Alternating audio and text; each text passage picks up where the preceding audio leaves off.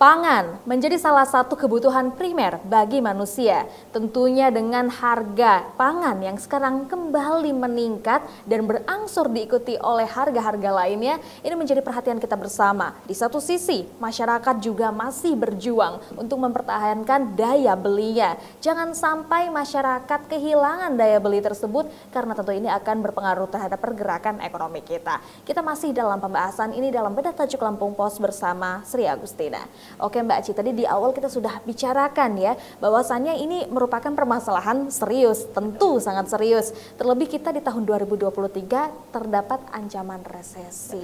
Nah, ini sebenarnya sebuah hantaman yang cukup bertubi-tubi dan kita pun diminta untuk kuat begitu ya.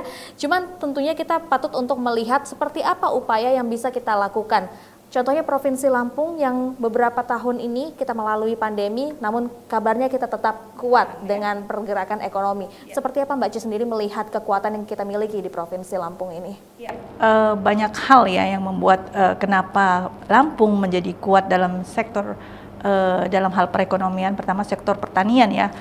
Sektor pertanian terus bergerak di Lampung dan tumbuh. Dan sektor ini nyaris sedikit terpengaruh oleh pandemi ya, karena semua orang pasti butuh pangan. Nah, dengan mempertahankan produktivitas pangan, produksi yang ada, nah ini kita mampu untuk bertahan.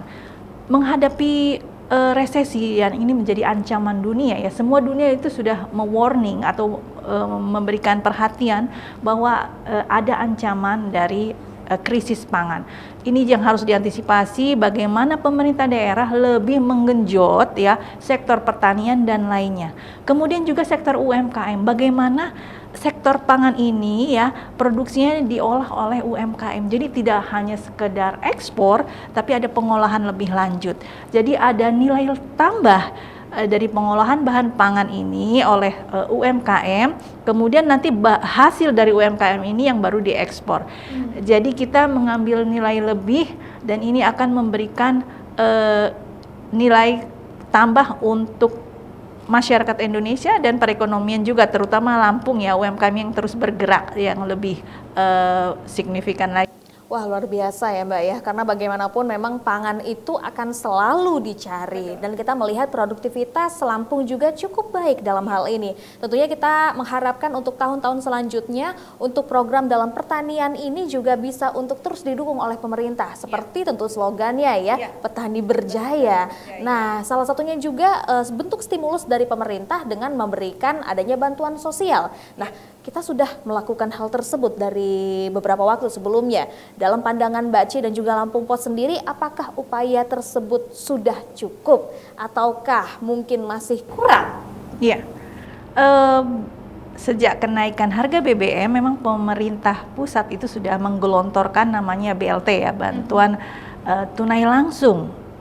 Tujuannya untuk meredam turunnya daya beli masyarakat dan meredam inflasi. Kalau daya beli masyarakat turun, inflasi akan tinggi.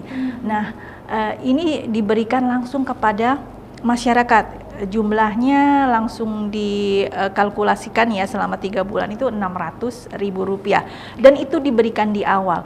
Tentunya itu masyarakat konsumtif ya, namanya begitu megang duit mereka membelanjakan. Ada yang langsung membelanjakan, ada yang memang mengirit-ngirit. Belakangan ini setelah BLT diberikan di awal, di bulan kedua dan bulan ketiga baru terasa bahwa harga-harga semakin tinggi, daya beli mulai turun. Nah, untuk antisipasi ini pemerintah juga sudah meminta pemerintah daerah untuk mengalokasikan dana 2% dari dana transfer umum.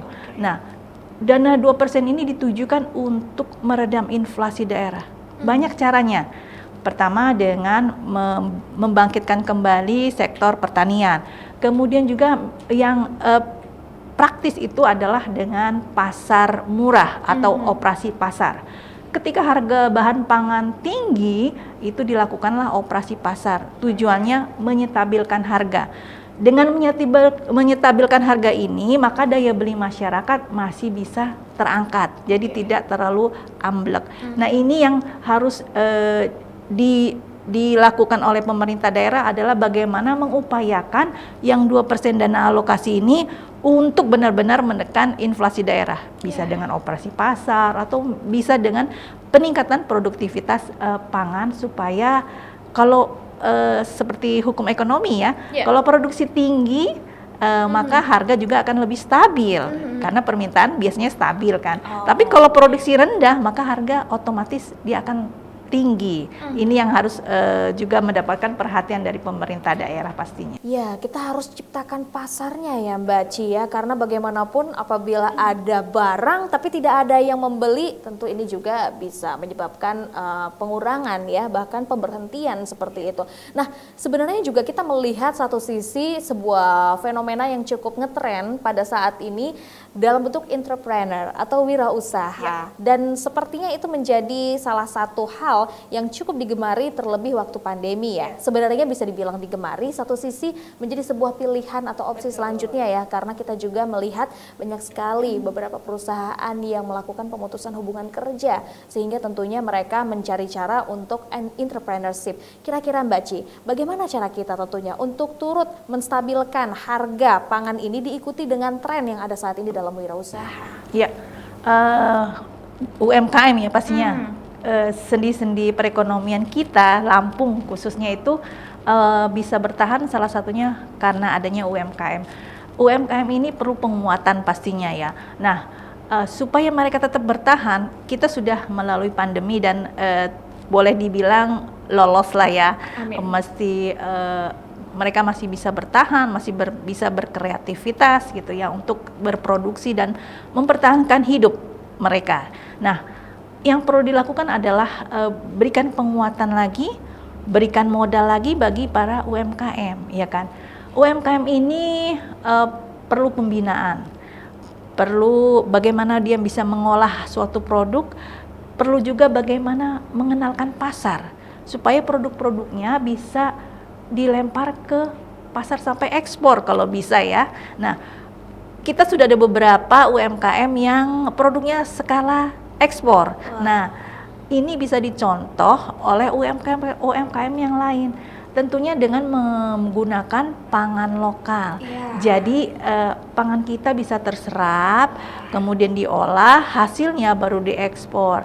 Nah, ini yang kita harapkan bisa terus berlangsung ya. Dan pembinaan serta pengawasan dari pemerintah juga amat penting bagi para UMKM. Betul sekali. Tentunya pemerintah juga sudah ikut menggerakkan sebuah gerakan bangga buatan lokal.